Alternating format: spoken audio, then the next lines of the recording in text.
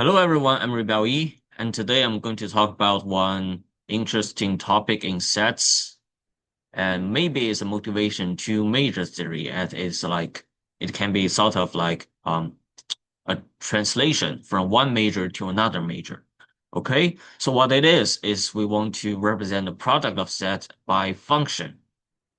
Sounds kind of weird because some people might say, well, function is always like continuous, doesn't have order, but ordered pair is a like discrete set of ordered pairs, right? So today I'm going to illustrate this finding by my own words, like by my understanding of how why it is true. Okay, so first we'll talk about two definitions at first. The first is called the product of sets.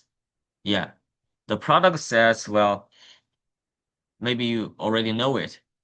It's if we have two sets, omega 1, omega 2, and we multiply them together, or we can say, yeah. So here we have a product.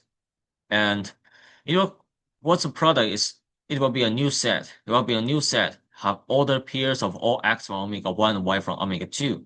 So this is an ordered pair. Okay? So and xy is an ordered pair. Of course, it doesn't mean interval because xy can also mean interval. But this brings zero confusion because nobody will think about, well, this is an interval. And that's kind of very stupid thinking. Okay. All right. So second one is function. Function, yeah. So what about function? Function is a mapping from set A to set B. Okay. So for all of the element in set A, there exists one element in B such that FA equals to B. And here is notice there exists only one, which means there cannot be like F1 maps to 6 and F1 maps to 8. This is not possible. This is not possible because there can only be one element in B. Okay, and A is called the domain and B is range. However, some element in B might not be reached, and all the reached element by the function f in B is called, well, they form a new set called codomain. Okay, but that's a different story. So what's the goal today? The goal today is to use function. We'll use function represent set product. Okay, so I think the main motivation for this thinking is that infinite product. In this example, the product is by two sets. What about three sets? A large number of sets and goes to infinite number of sets. They form a product, and that can be a very hard way to think. Well, we cannot represent them like we cannot write them out directly. We must find another way to represent them. So maybe function is a good way. So first, we'll see one example of the finite product situation. For example, in the case we mentioned above, there's omega 1, omega 2. They are real number set, and we can suppose omega 1 is equal to 0, 1, and omega 2 is from 0.5 to 7, but the 0.5 is not included. So this is a closed set, and this is a half open, half closed set. An index set, well, we'll consider index set. Here, index set is the index given by the set. So we can think about, well, there's a two set. So the index here is 1, and index here is 2. So the index set is I equal to a set of 1, 2. Very simple case, there's only two index. So we can represent all the like set omega I, right? I for all I belongs to the index set I. So this is our example. There's not too many questions. As we can think about, well, if we think about its product set, what happened is a collection, for example, from 0 to 0.6. This is one case, and maybe 0.8 to 6.8, something like that, and it goes on and on. This is one example of the Cartesian product. And now we'll represent in a function way. We'll represent a function of this one in a very trivial case. So First define a function f, and this function goes from the index set I to a union of all set omega I. So this f, what we can think about is like, well, it has a mapping from each of the index to the set itself. Okay. So another way to think about this one may be like for each of the dimension, and I, because the index set is represent dimension, for each dimension, um it goes to a specific range of numbers. Okay, so this can be another understanding. So we can give some examples. Like, well, in this example, f1 might equal to 0.725. F2 is equal to 0.5000001. This good representation. This is example. So F is belong to the product of all the sets. And here might be we might oh okay. So here we might use a different notation for that for this specific example. Maybe I'll think about that. It is a product of I equal to 1 to omega I. What about that? So F is belong to this set because there's only two elements of it. So F, what is F? F is a very discrete function. It only takes two value in the domain because domain is a set of two elements and it goes to the two elements in this range.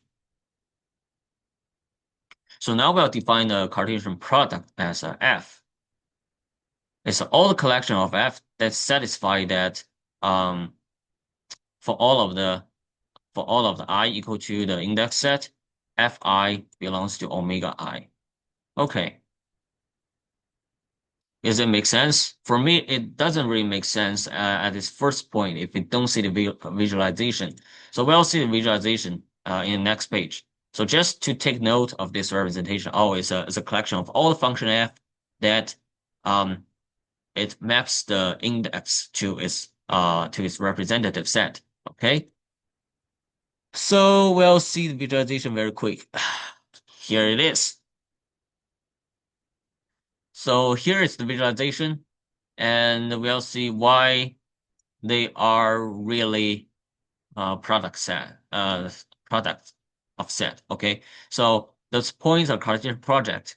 So first we'll see, well, here is only 2 points. So each function, you may think about, well, this is one function, and this is another function, this is a third function, and this is a fourth function. Okay, so there are 2 points, so it is definable if you believe it. So there are 4 functions. So each function is belong to the set of f. And what each f represent here is actually a Cartesian product because it's a pair, right? Each function is a pair, and it is an ordered pair because I has order. 1 is smaller than 2. It is ordered in the set, so it's an ordered pair. So one single f represent the ordered pair. So the collection of all f that's satisfied, well, because f can go all the ranges, it can go all the ranges in the how to say, we just drop this away. Okay, so you notice that there are actually 2 points, so it's definable. So f is all the possible ranges of the set A or omega 1, and this is all possible ranges of omega 2. So we time them together and we get a Cartesian product like that. Okay, so it is actually equal. So in this case, well, f is represent the function 1, 2 goes to this range, but well, it doesn't map every element in it, but this is the largest possible range f can go. So in this case, we can say, well, the collection of all f is equal to the collection of all Cartesian product, or ordered pairs formed by xy in omega 1 times omega 2. So they're equal. So we can use a function to represent the product of set in this case, right? So first case we already solved. It's a very good representation. Okay.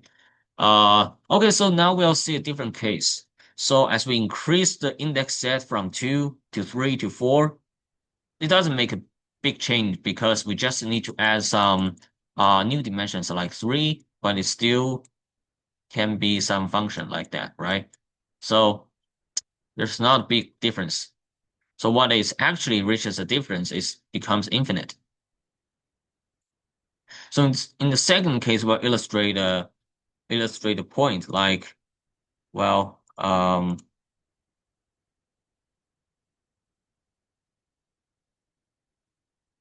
what about it goes to infinite product? So in this case, we'll suppose there exists omega 1, omega 2, omega 3, omega 4 to omega infinite, but they have the same cardinality as natural number. So this one is the n, the fancy n represent natural number. So it is infinite number of sets, but they are countable.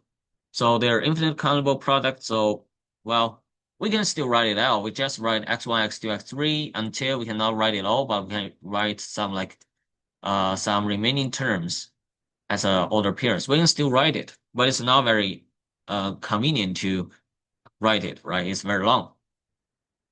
And for this one, this represents the Cartesian product because for all x1 in the first set, we can see it as the dimension 1, and this dimension 2 goes to dimension infinite. So by the inspiration before, we might form a function, and this function is no longer like in the previous case goes from 1, 2 to something. That's not. Well, now we're going to the 1, 2 explain it is how to say like it explode. It enlarges to the whole natural number. So here f is not 1, 2. The domain becomes natural number and it goes to R, which means well it is like huge. It can be huge. It can be anything in that range, right? And here maybe it is just from smallest possible is 0 and the largest possible value is 7. And now it changes. It's from all possible value of R because we cannot describe each of the omega I directly, um, or we can say we just want to make this example simple, so we just want to make R. Okay, so the index set here is n, and it's from 1 to 3 to some terms. So what's the product set here? Product set here, well, this is a good representation. This is the traditional representation of infinite product, like countable product. And our new definition of product become function. It's all the collection of function that maps the index in n. I will use a here to represent what about that instead of I, because we used I before. So now it's all elements a that maps to its set itself. So let's think about the visualization. So suppose all of the there's countable sets omega I, and I belongs to the natural number as what it says before. So this is the example. And well, and what it map is to. The R is no longer R, it's the R plus plus because it only contains the positive positive numbers in the set. So visualization might be, well, this is not a full representation because it's infinite. It goes to some larger value as well. However, the like horizontal axis will represent the represent index set, and the vertical index represent the function's value. And you can see each of the dashed line here, each of the dashed line represent a function, which is a Cartesian product as ordered pair in the Cartesian product as well. Why is that?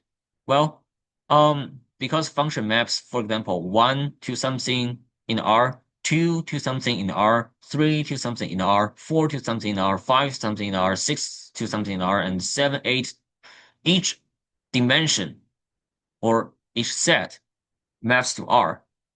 So if we connect them together, it is a function. It's a discrete function here. It is discrete. However, the most interesting thing is that it is also ordered because natural number has the natural order, which means there's an order pair of infinite dimension, countable dimension, which is well still doable, right?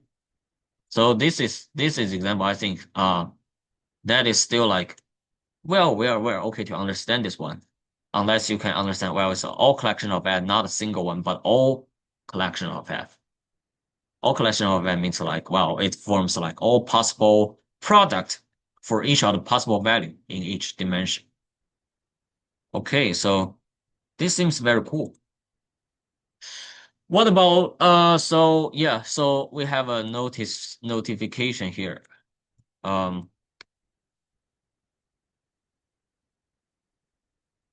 okay. So each dash line, so each of the dash line here, each dash line connection is a Cartesian product of countable sets single element. F belongs to. So each of the function, right, belongs to product. So this is the logic. So now we're moving to our final monster is the uncountable product. Uncountable product. Well, so it represents like the index set might be a small portion of the real numbers line. So we'll give an example to see how it works. So we consider there's a set called omega alpha. Omega alpha is a single set, but the class of set, the set of set, is huge because each of the index is belong to the index set, well, but index set is an interval. So we can think about that. The omega alpha is not, we cannot write it omega 1, omega 2, but they're omega square root of 2, omega, no, 2, 2 under square of 2, and there might be some like 1 over pi. There are all the real number in this interval can represent the set, can be an index of the set. So this is a definition of the uncountable set. So by previous definition, we can write its product of set in this form. It's all of the f, the function of f such that f index, the function takes its index value, goes to its set value. However, here the alpha, the index doesn't belong to, well, it doesn't belong to an ordered set like 1, 2, 3, 4, 5, 6, and now become an interval. So this is called a very high dimensional explode occurs. It becomes an interval. Okay.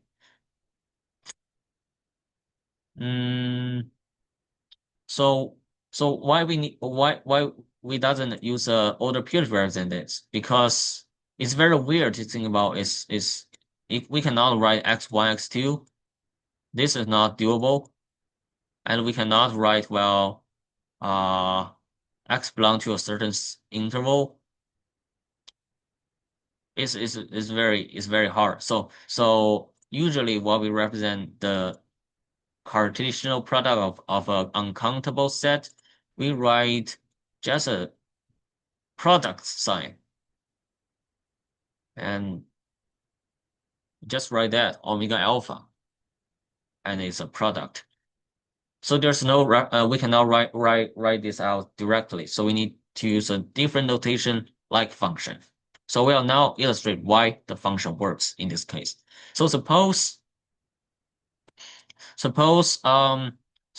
there's all the omega alpha is R, it's real number. We try to make it simple.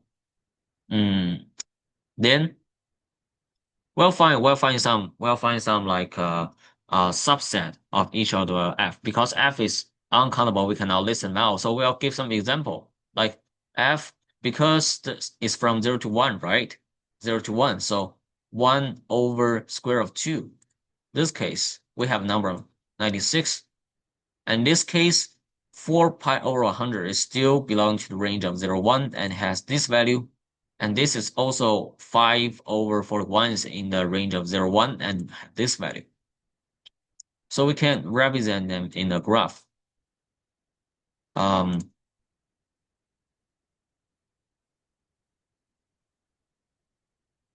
as we can see here, here is this value, which is smallest.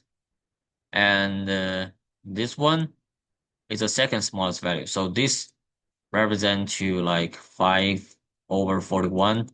And this point represent to, well, maybe 4 pi over 100. And this point close to 1, it represent 1 over square of 2. But there is not only case. All of the index, like, notice that the function goes from 0 to 1. So all of the possible values is in this index set, the dimension is 1, can correspond to one point in this set. So it's a continuous function. It's no longer discrete. It's continuous. So this is a function. Well, it ends at 1. It doesn't go beyond it. So yeah. So we're trying to make it very precise. End at 1 and end with 0. Okay, imagine this is exactly the 0 cut.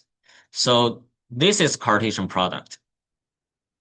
Why is that? Is it ordered? Yes, it is ordered. Why? Because real number has the order property. Because by the definition of the real number, it has order property, which means like we can compare like, well, this element is larger than this element. So they are ordered. They still have ordered. We just cannot write them out directly, but they have order. So this is ordered pair. And also like the function, we can see it is a function right now. Yeah, continuous function and ordered. So this is one ordered pair in uncountable dimension. So if we represent all of the function, the collection of all functions that satisfied, it's just become a, well, Cartesian product, the sets product of uncountable many sets. So the logic, so like the key points in this plot is that every curve function f is one element in f. Each curve, there are different curves, but each curve is one element. Okay. So I think that's the illustration today. Like we can, if we so this is very hard to write, but if we try to make it like, oh, okay, we want to make it understandable, maybe we'll write a f0 plus epsilon plus 2 epsilon plus 3 epsilon, and to form ordered pair. Okay. But this is never possible. Epsilon is still like not small enough to be, because for every epsilon by Archimedes property, there'll be a smaller difference. So this is my understanding of how we can use function to represent product of set. And I hope you understand it as well.